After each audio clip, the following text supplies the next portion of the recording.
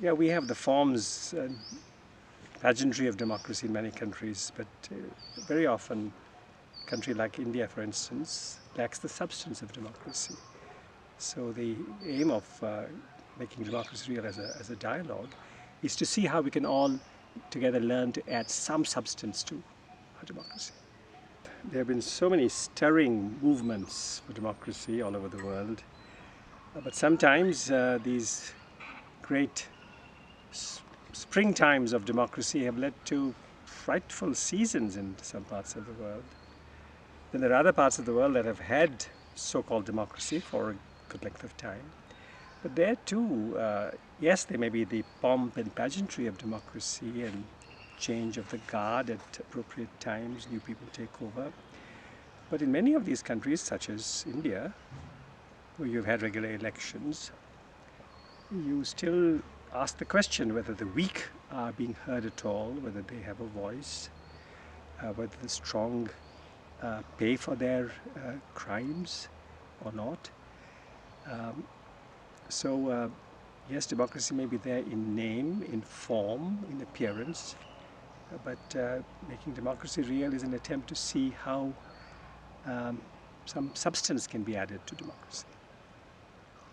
It hopes to achieve something by sharing both the successes and the failures. We've come from different parts of the world, and you'll be able to relate where some real or even modest successes have been achieved, and also where things have gone wrong.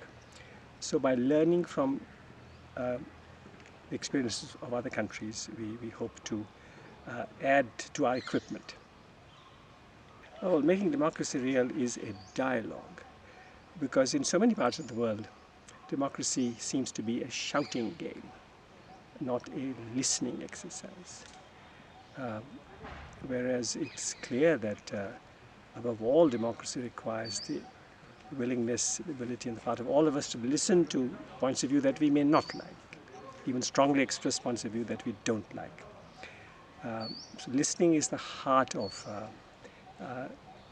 moving towards a functioning democracy. That's why it's a dialogue. It's not just making great speeches. Well, I think you can see in so many parts of the world. Picture of democracy, parliament. Picture of parliament, shouting. Picture on the streets, shouting. Demand, demand, demand. All often very necessary. What about the other side? Are we listening to those who have completely another point of view?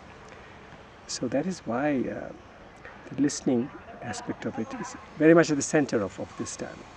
Yes, all those who may see some snippets of this dialogue in any form, if they too would share their ideas and share any stories that they may have from their parts of the world, where democracy is being strengthened at any level, the grassroots, in the neighborhood, or at a national level, or between nations.